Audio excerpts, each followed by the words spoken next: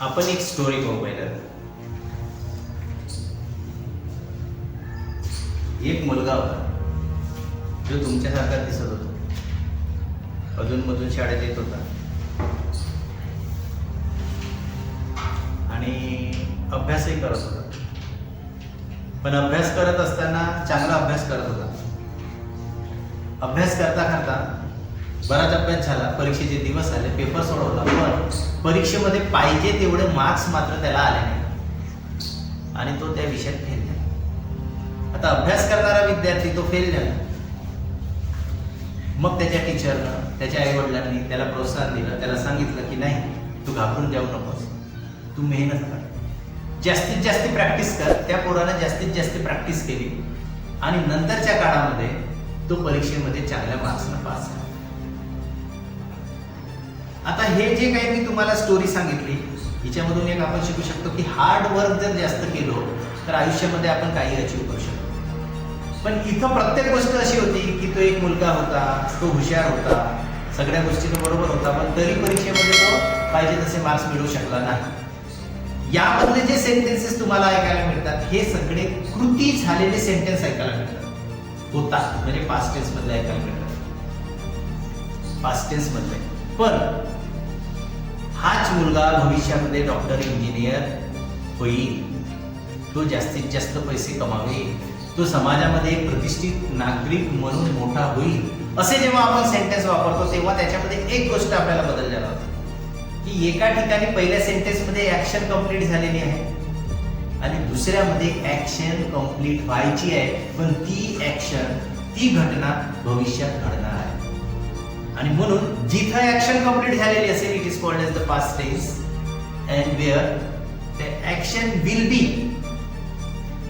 Continue, तो future tense. भविष्यामध्ये जी घटना घडणार आहे तो फ्युचर टेन्स. टेन्सचे जे जे प्रकार आहेत त्या टेन्सचे 3 प्रकारापैकी आपण एक टेन्स पहिल्यांदा पाहिला प्रेझेंट टेन्स, दुसरा पाहिला पास्ट टेन्स, तिसरा पाहिला फ्युचर टेन्स. आता प्रेझेंट टेन्सचे आपण 4ही प्रकार पाहिले आणि 4ही प्रकार ट्रान्सफॉर्मेशन पाहिले. पास्ट टेन्सचे 4ही प्रकार पाहिले, पण ते तुम्ही नाही पाहिले, ते तुम्हाला पाहावं लागेल. आता फ्युचर टेन्सचे आपण 4ही प्रकार पाहू आणि ते ट्रान्सफॉर्मेशन मध्ये पाहू, त्याचे रूल्स, रेग्युलेशन, सगळ्या गोष्टी. आणि म्हणून मी मोहनदास सलामी अफेक्ट ऑफ लर्निंग मध्ये आपलं सर्वांचं स्वागत करतो.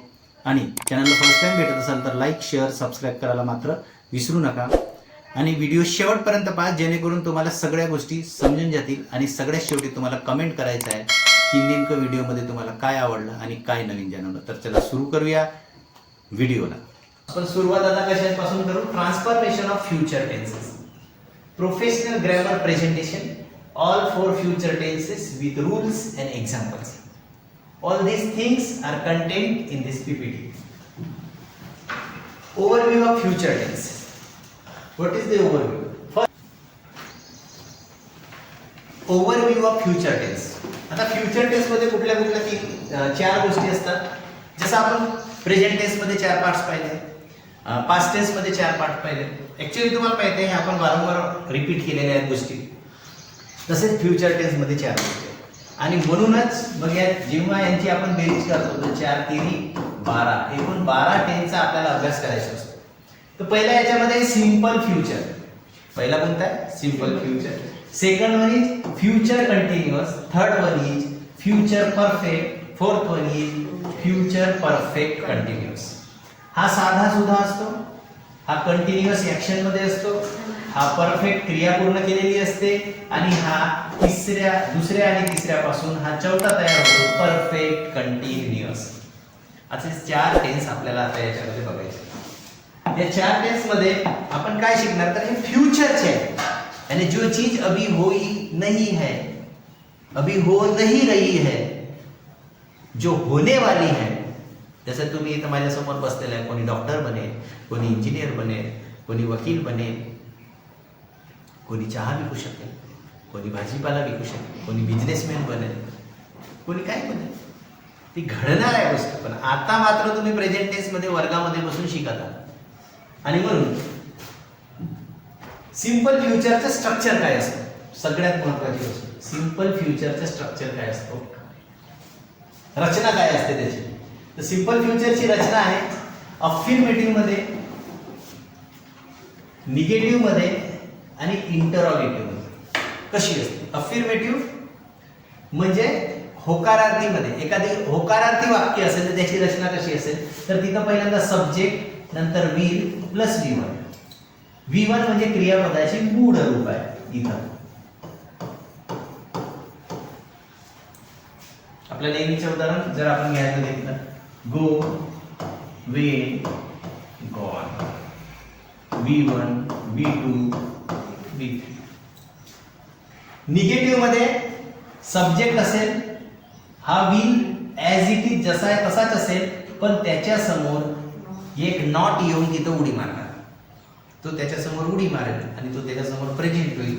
आणि plus V1 means whenever we are learning the affirmative sentence and the negative sentence, there is a single change, and that single change, that is not, extra not, जास्तचा not इथे लागतो आणि तो निगेटिव्ह सेंटेन्स होतो. Interrogative sentence, interrogative means question marks, प्रश्नार्थक वाक्य. त्याच्यामध्ये हा जो विल आहे हा सुरुवातीला येईल, हा सब्जेक्ट सेकंड नंबरला जाईल आणि V1 जिथंच्या तिथं राहील आणि एक नवीन गोष्ट ऍड होईल आणि ती नवीन गोष्ट म्हणजे क्वेश्चन मार्क्स त्याला लागेल. These are the simple future structure. हे सिंपल फ्युचरचे स्ट्रक्चर आहे.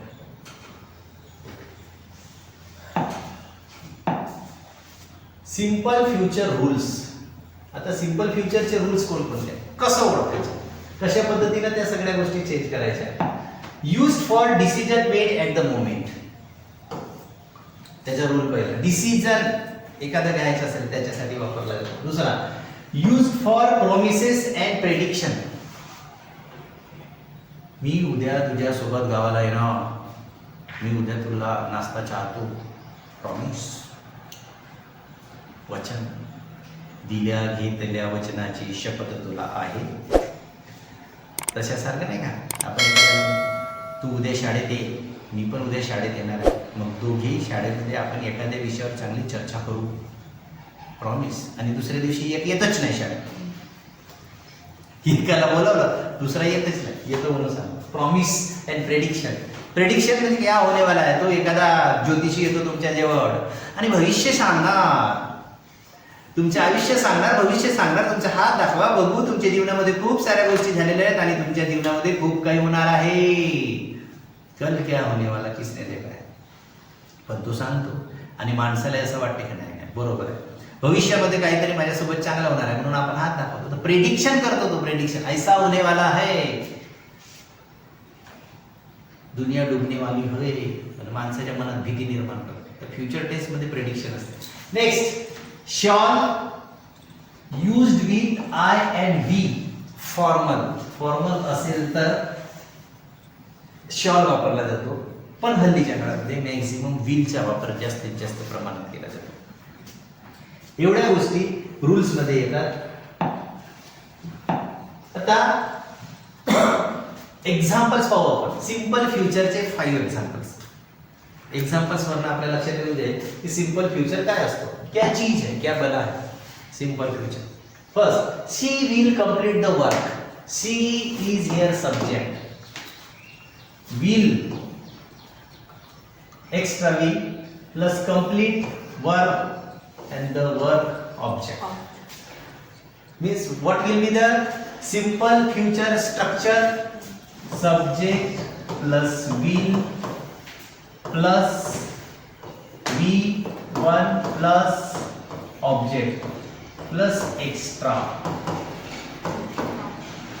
part. This will be the, means this is the structure.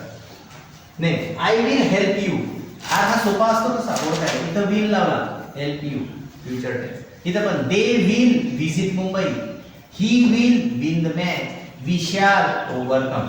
We shall overcome. रोज म्हणतात we shall overcome. Visit. We shall overcome someday. Oh, deep in my heart, I do believe we shall overcome someday. Future. हम होंगे कामयाब, एक दिन तो हम भी कामयाब हो जाएंगे सभी, हम होंगे कामयाब। आता कसेही असलो तरी भविष्यात कामयाब व्हायचं आहे. फ्युचर कंटिन्युअसचं स्ट्रक्चर याच्यामध्ये काय असते, अफर्मेटिव्ह मध्ये फ्युचर कंटिन्युअस मध्ये पहिला आपण पाहिला सिंपल फ्युचर. आता आपण बघत आहोत कंटिन्युअस, आणि कंटिन्युअस मध्ये आयएनजी लागतं. कंटिन्युअस मध्ये आयएनजी लागतो क्रियापदाला, त्याच्यासमोर टू बीचं क्रियापद लागते. हे आपण प्रेझेंट टेन्स पास्ट टेन्सच्या बाबतीमध्ये बघितलं. आता इथं अफर्मेटिव्ह, निगेटिव्ह आणि इंटरोगेटिव्ह फ्युचर कंटिन्युअस मध्ये काय राहतं, तर पहिला असेल अफर्मेटिव्ह मध्ये सब्जेक्ट, सब्जेक्टच्या नंतर विल लागेल आणि हा बी तिथं जास्तीचा लागेल. फ्युचर मध्ये लक्षात ठेवायचं बी जास्तचा लागणार आहे. नंतर वर्ब लागेल मेन आणि त्याला आयएनजी लागेल. हा पहिला स्ट्रक्चर अफर्मेटिव्ह, होकार अर्थ. अफर्मेटिव्ह म्हणजे हा होकार, ज्याच्यातून होकार अर्थ निघतो. रमेश हुशार मुलगा आहे, आयच्या अभ्यासात हुशार.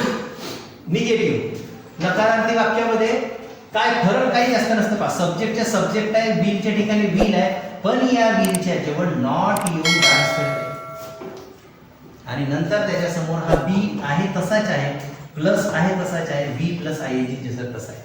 फक्त निगेटिव्ह मध्ये काय झालं, हा विलच्या नंतर नॉट इथं डान्स करायला आलेला आहे, एवढाच फरक आहे त्यामध्ये.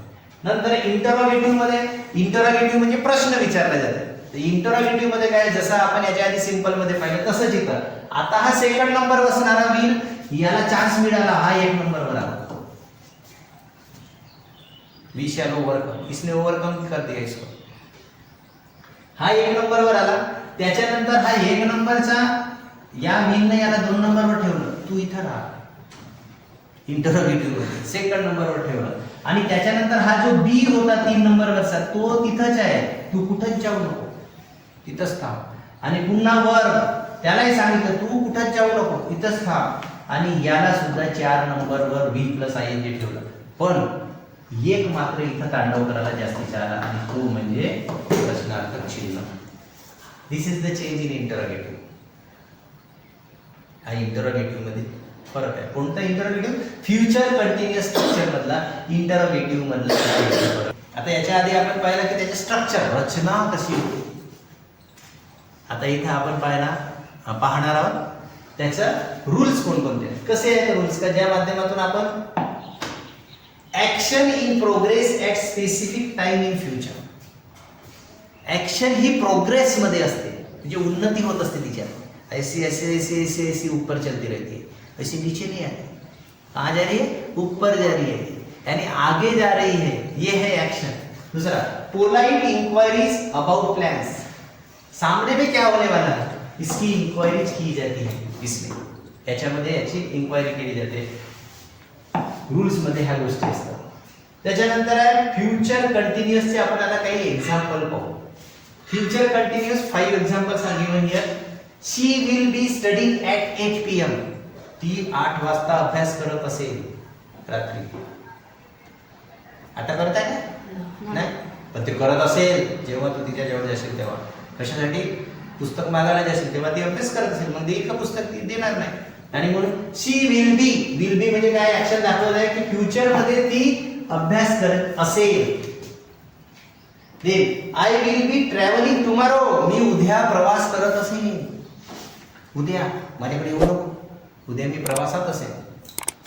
दे विल बी प्लेइंग क्रिकेट. ते क्रिकेट खेळत असतील उद्या, सॅटरडे सुट्टी झाल्यानंतर. He will be working late. ते खूप उशिरापर्यंत काम करत असतील. We will be waiting. आम्ही वाट पाहत असू.